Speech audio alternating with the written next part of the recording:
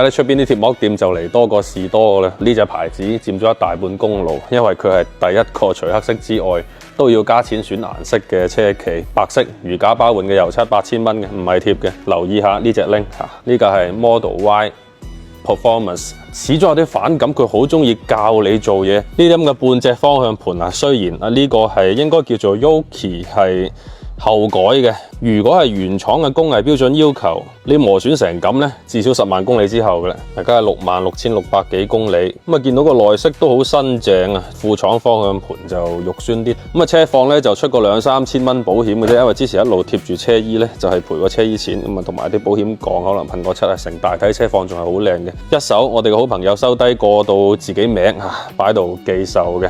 新車係3499嘅官價，而家3年車齡198000嘅價錢，中規中矩啦。聽講係舊款嘅音響比新款要好啲嘅。咁啊，反正揾緊呢啲 YP 嘅朋友可以研究下呢部嚇。